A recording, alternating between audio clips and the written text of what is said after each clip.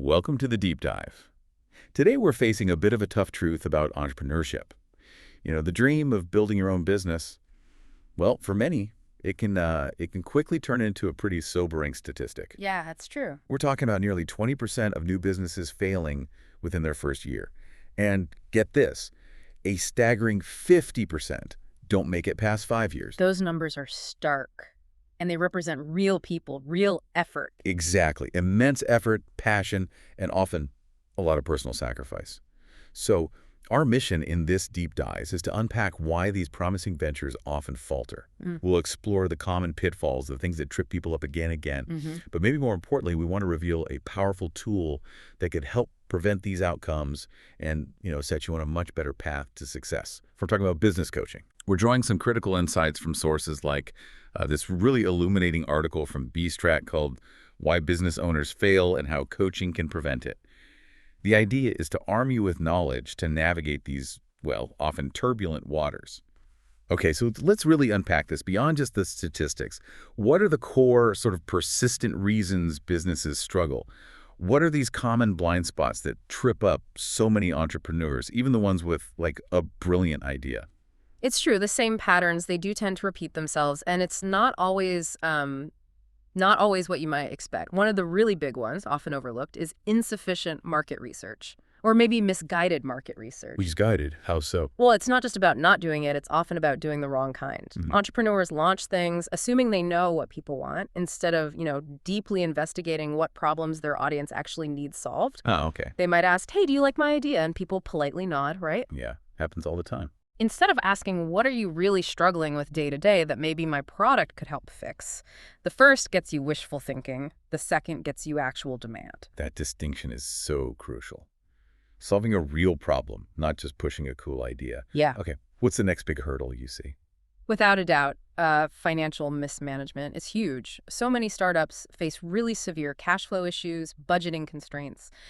And it's not always because they don't have any money initially. Right. It's often because they lack a clear sort of long-term financial strategy. Our sources point out how this leads to, mounting debts and unanticipated expenses. It's surprise costs. Exactly. It's not just tracking what you spend today. It's understanding your burn rate, planning for those unexpected hits, having a realistic runway. Without that financial clarity, even really promising businesses can just face bankruptcy. And it feels like marketing often gets sort of pushed to the side, doesn't it? Like, oh, the product's great, it'll sell itself. Precisely. Ineffective marketing strategies, a massive pitfall. Business owners often, as the article says, underestimate the importance of marketing or fail to utilize the right avenues. It's so common to see maybe an innovative tech startup completely neglect social media or basic content marketing. They miss huge opportunities to actually engage with potential customers where they spend their time. So you're basically invisible. Pretty much. In today's crowded market, just having a great product, it's rarely enough. If your message isn't reaching the right people effectively, all that effort might as well be, invisible. Okay, so you nail the market research, you get the finances sorted, you've got a marketing plan. But the world doesn't stand still, right? Indeed. And that brings us to another pervasive issue, lack of adaptability. Businesses that resist adapting their business models in response to customer feedback or industry shifts, well, they can find themselves outpaced really quickly by more agile competitors. Why do you think that resistance happens? Often it's maybe a fear of letting go of the original vision, or sometimes, honestly, just being too stubborn to pivot even when the signs are clear. If your market is dynamic, your business needs to be even more so. We've talked about these internal things, market-driven challenges, but what about the stuff that's totally out of your control? Like, economic headwinds or unexpected market shifts. How do successful businesses handle those external pressures? That's a critical point. We absolutely can't ignore external factors. Intense market competition, especially in sectors needing constant innovation. It can be brutal. Yeah. And then you have the broader economic conditions. Recessions, inflation hitting purchasing power, supply chain chaos that we've seen. These are forces no single business can fully control. So what do you do? The key isn't trying to prevent them, because you can't. It's about building resilience, building the capacity for strategic pivots. It often means having contingency plans baked in, and crucially, the ability to react quickly, intelligently to whatever the market throws at you. Okay, so we've mapped out these common pitfalls, market research, finances, marketing, adaptability, external factors. But I can't help thinking, for all these issues, doesn't it often boil down to the person in charge, the leader? How big a role does leadership really play in whether a business sinks or, swims? Oh, you've absolutely hit on a crucial point there. The role of leadership is paramount. It's fundamental. Effective leaders, they aren't just managers keeping things running. They're visionaries. They communicate clearly. They make the tough decisions. And importantly, they inspire the people around them. Right. These qualities, they create an environment, a culture where teams feel genuinely empowered to innovate, to collaborate effectively. And that boosts morale, boosts productivity. It's really this kind of leadership that proactively minimizes those common business mistakes we were just talking about. Okay, so strong leadership fosters that positive, productive environment. What happens on the flip side? When leadership is weak? The consequences of weak leadership can be absolutely devastating. Poor decisions, ineffective management. It means things just don't run smoothly. Operationally inefficient. The team starts pulling in different directions.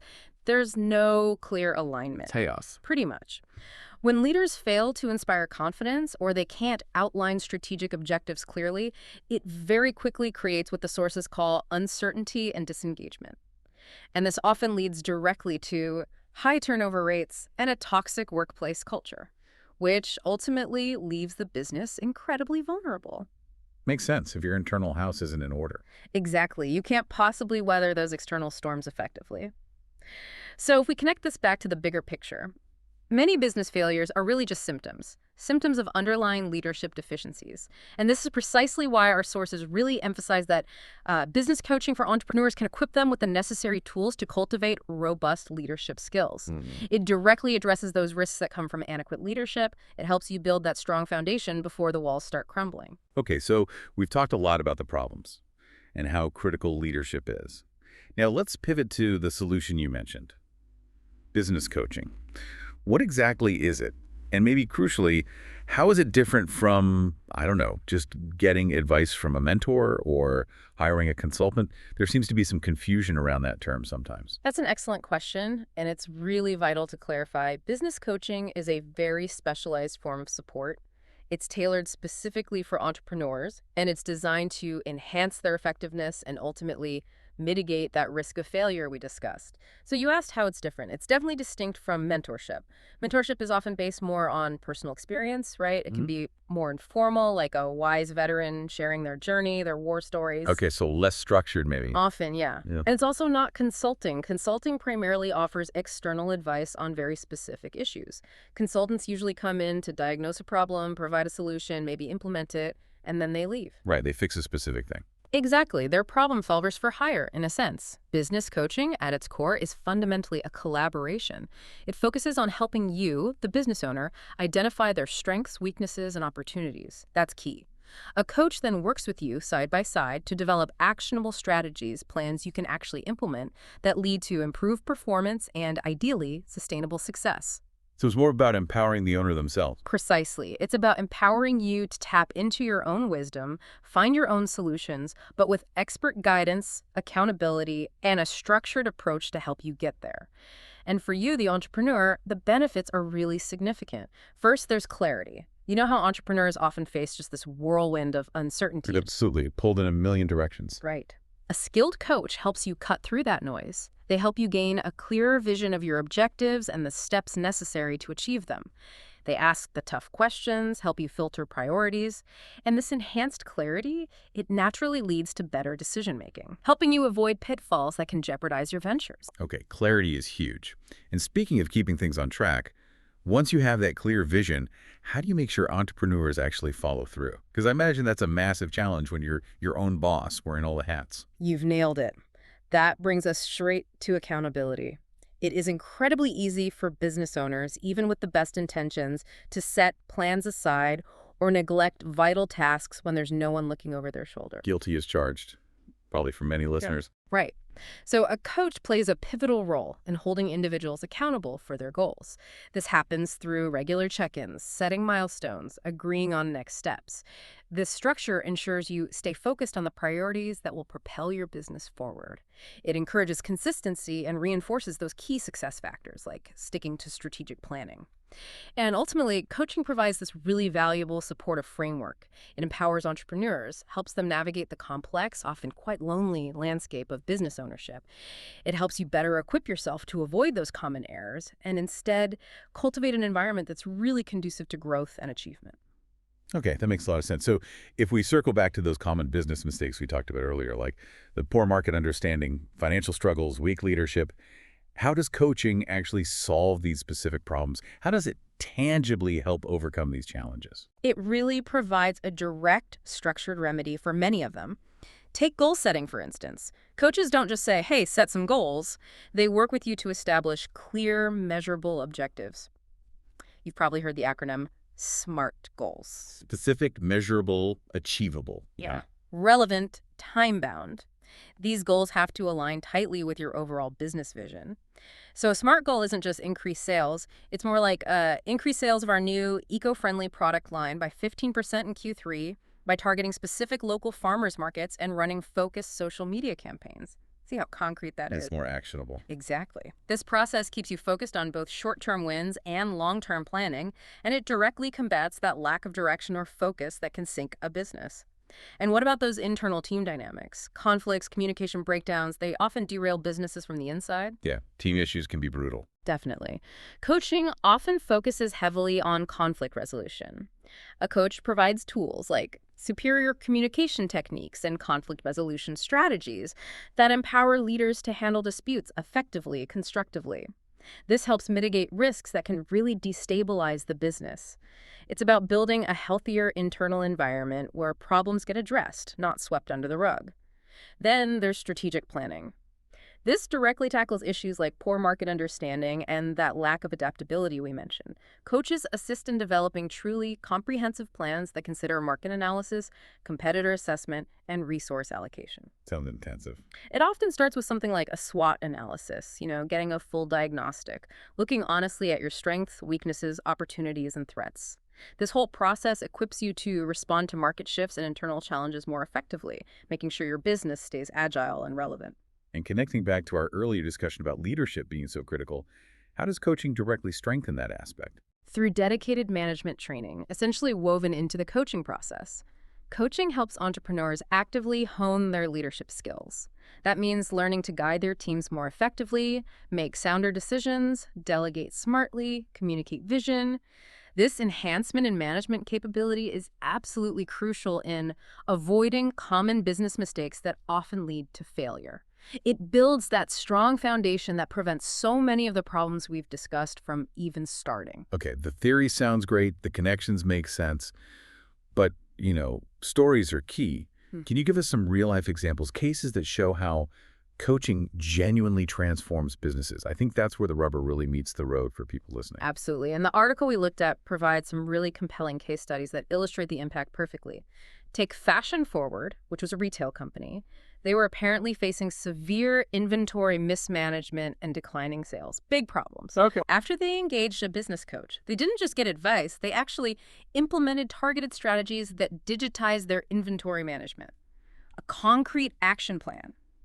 The result, get this, a 200% increase in sales within a year. Wow, 200% just from fixing inventory. Well, fixing inventory management.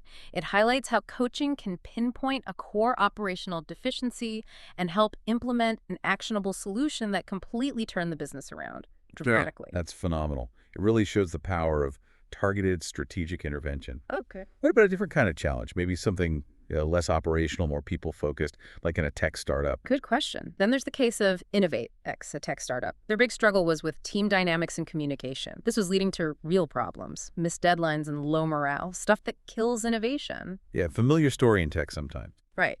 Through startup coaching, the leadership team learned to improve communication and conflict resolution. They actively worked on fostering a more collaborative culture, and that fundamental shift in how they worked together, it allowed them to launch a successful product line ahead of schedule. Ahead of schedule. That's impressive. It really highlights how coaching can effectively address that internal friction the people stuff that might otherwise lead to failure, and translate that improvement into tangible product success and market wins. And beyond these specific cases, the article mentions general testimonials from business owners reinforcing these effects. They report marked improvement in not only profitability, but also in employee satisfaction. These real-life transformations, as the source calls them, they really underscore the tangible, measurable value coaching can bring in overcoming serious challenges and achieving lasting success. These stories are powerful, no doubt. Yeah. So if someone listening is now thinking, okay, maybe this is something I need, how do they actually go about finding the right coach? And what should they expect from the process itself? Because it probably feels like a big, maybe even daunting step to take. That's a very practical and important question. Choosing the right coach is crucial for success. It's a relationship. First step. You really need to identify your specific goals. What do you need help with right now? Are you a startup needing that foundational guidance to just launch effectively? Or maybe you're an established entrepreneur looking to scale, navigate a tricky growth phase, or solve a specific nagging challenge. Right, different stages need different support. Exactly. Recognizing whether you need startup coaching or more advanced business coaching for entrepreneurs helps narrow down your search. Your goals act as your roadmap for finding the right fit. Okay, so it's definitely not a one-size-fits-all deal. Once you have a clearer idea of what you need, how do you actually vet potential coaches? What should you look for? Good point. Next, you really need to investigate their credentials and experience. Does this person have a solid track record and relevant qualifications? Definitely look for testimonials and case studies. See if they have proof of their effectiveness with businesses similar to yours, perhaps. Makes sense. See if they've actually helped people. Right. And also consider their industry experience. Sometimes a coach who really gets your specific market niche can offer even more targeted, valuable insights. It's not always necessary, but it can be a plus. And importantly, think about coaching styles. Some coaches are more directive. They might give you clear steps, hold you very firmly accountable. Others focus more on facilitating self-discovery, asking powerful questions to help you find your own answers. Think about how you learn best. Like choosing a personal trainer, maybe. Some push on. Or some guide more gently. That's a great analogy, exactly. Find a methodology, a style that aligns with your learning preferences and your personality. And maybe most importantly, there needs to be a strong coach-client relationship. Trust is valuable. The coach should inspire trust, facilitate open communication, and be able to challenge you constructively without making you feel defensive. That rapport, that connection is absolutely key for a truly effective partnership. That makes total sense. It sounds like it can be a deeply personal journey, so that trust and connection are essential. Okay, so let's say you found someone who seems like the right fit. What should you actually expect from the coaching process itself? What does it look like day to day or week to week? The coaching journey typically kicks off with an initial assessment. This is usually a pretty thorough evaluation of your business. Often it involves a comprehensive SWOT analysis, like we mentioned, really digging into your strengths, weaknesses, opportunities, and threats. Getting the lay of the land. Precisely. Expect some critical, probing questions. The coach needs to understand the common business mistakes you may be making to get a clear, honest picture of your current situation. No sugarcoating. Following that deep dive, there's usually a dedicated goal-setting session. This is where you and the coach collaborate to establish those SMART goals we talked about earlier. Remember, specific, measurable, achievable, relevant, and time-bound. These goals get tailored precisely to your unique needs, your challenges, your vision. This creates that tailored roadmap for success that will guide the coaching engagement. So you know where you're headed. Exactly. And the process doesn't just stop there. With a plan on paper, it involves ongoing evaluations and feedback. You'll have regular meetings, weekly, bi-weekly, monthly, whatever you agree on, to assess progress, reevaluate objectives because things change, right? And to address any emerging challenges that pop up along the way. It's this iterative process, this continuous loop of action, reflection, adjustment that really encourages accountability and continuous improvement. It helps you adapt dynamically to that ever-changing business landscape. It's a dynamic partnership designed for real, lasting impact. Wow, what a fantastic deep dive today. We've really covered a lot, exploring the sobering statistics of business failure, dissecting those common mistakes, market research, finance, leadership, adaptability. But crucially, we've also seen how business coaching isn't just another line item expense. It's truly a strategic investment, offering clarity, that vital accountability, and proven strategies that, as we heard, can genuinely transform businesses. So as you, our listeners, reflect on everything we've talked about today, maybe consider this. What aspect of your business right now, or perhaps even your own entrepreneurial mindset, could benefit most from that kind of structured, accountable, expertly guided approach? What hidden pitfalls might you be able to avoid? And what significant transformation could be waiting on your horizon, not just for the bottom line, but maybe for your confidence, your capacity as a leader if you have the right support? Something to think about. Consider the power of proactive learning, of continuous improvement in building truly lasting success.